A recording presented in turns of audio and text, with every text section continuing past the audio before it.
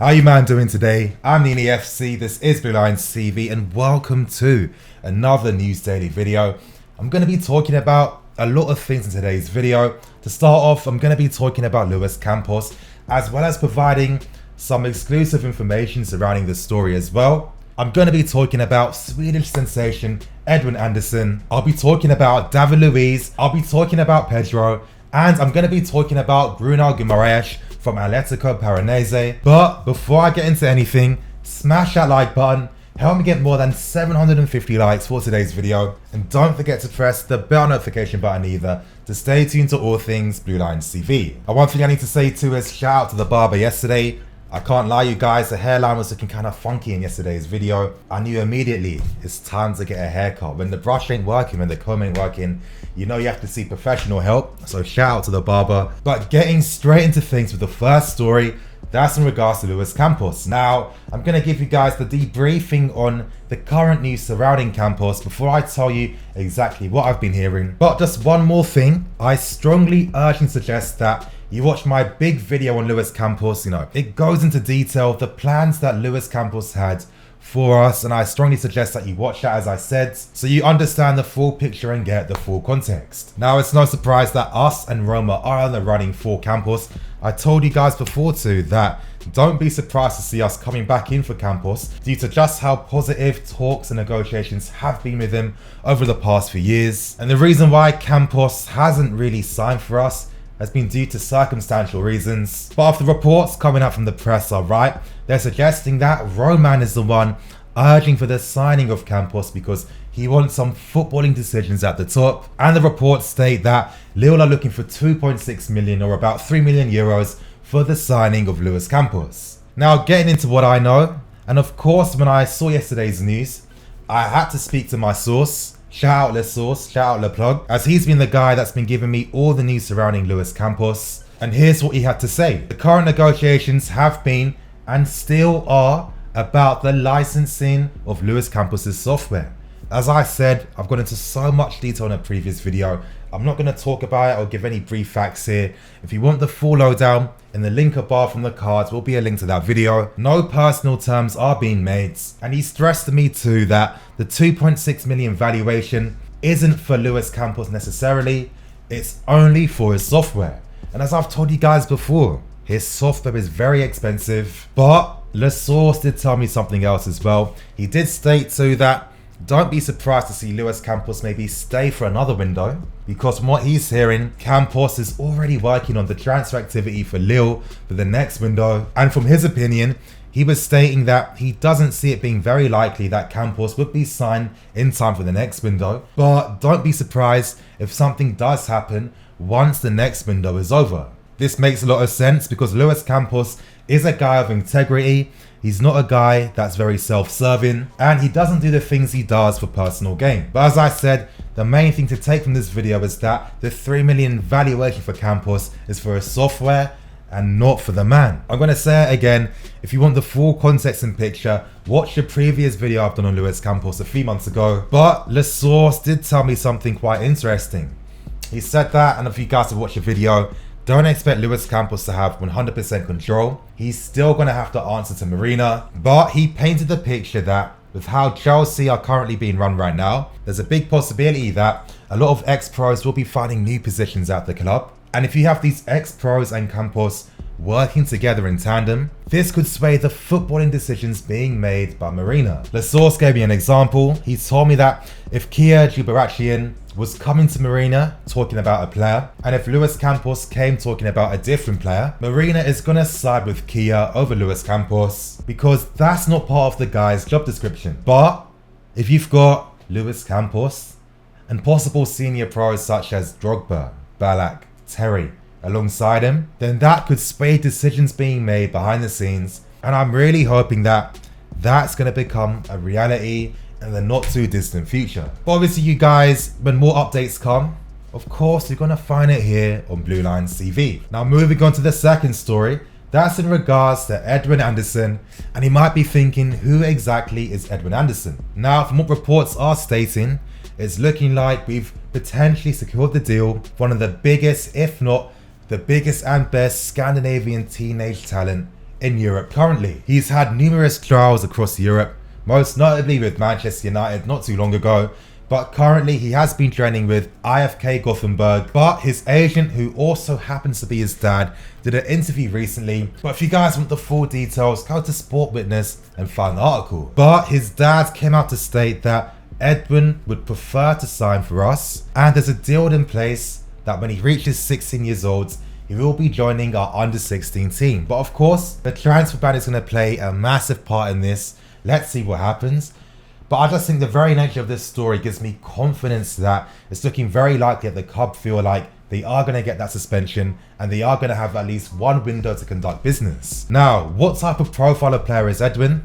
His dad has suggested that he's very similar to Cristiano Ronaldo and Hudson-Odoi. And you guys, there's been a reason why whenever I talk about Hudson-Odoi, I'm always comparing him to Cristiano Ronaldo when they were both at the same age, because for me, they're very similar stylistically. And I think that his dad has painted a very good picture in regards to the type of player that Edwin is. His dad said one of the main reasons why Edwin wanted to sign for us is not only for the amazing education and infrastructure, but most importantly, it was the human side and the caring side in regards to how the academy's run. I thought it was really interesting when I read that, and if anything, it does make a lot of sense. I mean, look at the character and personnel of a lot of our youth players. They all have that inner confidence, or extremely humble, no issues, and they don't get phased under pressure as well. And for me, it must mean that the club pay a lot of attention to the mental sides when it comes to educating and training these players. Now, in the future, probably sometime this month, expect me to release a video on our under 16s, because as I've been telling you, I've been hearing from guys like Joe Tweedy and others that they're the next big things to come out from the club, a lot of top young talent, and if Edwin's joining a team like that, it means that there's only going to be exciting times ahead. But to move into the third story of the day, that's in regards to Bruno Guimaraes, and I'm hoping that I didn't butcher his surname, but knowing me, of course I have. This story is coming out from Sport TV by Andre Rizek, and he's saying that Chelsea have been monitoring the player from Atletico Paranaense. Who exactly is Bruno? Well, he's a 21-year-old defensive midfield player, and when you read the profile of the player, it makes a ton of sense. You guys cast your minds back to the windows. I kept telling you that Sarri wants a certain profile of player to manage. He's been wanting that Kante backup. I've told you guys like Roniger from Nantes. I've told you guys like Hamid Traore from Empoli, but I think he's signed for Napoli now. Sarri does want a big backup for Kante, and Bruno is a player that is being monitored and looked at. Now, I can't really provide any more context because I haven't heard anything about the player personally, and as you guys know, it's not as if I'm going to know every single thing happening, but I do feel like our interest in the player does bring up some very interesting questions. Bruno's agent is Bertolucci, and a lot of you guys will recognize the name because he's an agent that we've done a lot of business with. He's had a lot of Brazilian clients which we've signed and which he's tried to make us sign. So this does give further evidence that there could be something happening potentially behind the scenes. But could it also be another case of signing players suggested by agents instead of doing our own personal scouting? Now, how many Brazilians have we recently signed? Guys like Kennedy, Piazon and Nathan. They cost us a bit of money. Let's be serious. Altogether, probably a combined fee of about 20 million. But even though there has been context in regards to why they haven't been fulfilling their talent currently at this moment in time, they still have been quite expensive gambles in that sense, and we've yet to see them really produce the goods so far. And recently there seems to be an issue of signing players based on agent suggestions and deals instead of the personal scouting. For example, it does work in our favor. When we tried to sign guys like Nainggolan first and Marquinhos first, instead we went for Kante and David Luiz, and their agents played a massive factor in helping us secure those deals. But as we've seen over the recent few years, there's been a lot more horror stories compared to success stories. Too often we're turning towards agents because of the good values and offers, but it's not really helping to strengthen the team, and instead it creates these unnecessary bottlenecks that stops our best young talent from getting the game time they deserve. But still, it just keeps painting that clear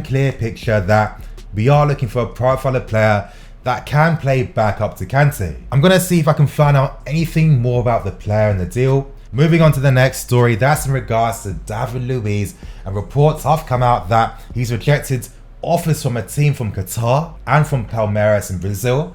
Now this Qatari team were offering him 40 million over 3 seasons, and Palmeiras were offering him 10 million euros per season with a signing on fee as well. But David Luiz has rejected that because for him, he's hoping to secure a place in the Brazil national team at the next World Cup, and he still believes that he has more to offer in Europe. And for me, massive credit to the player. I know most people won't care. Most people will be like, why didn't David Luiz accept this? This is crazy money.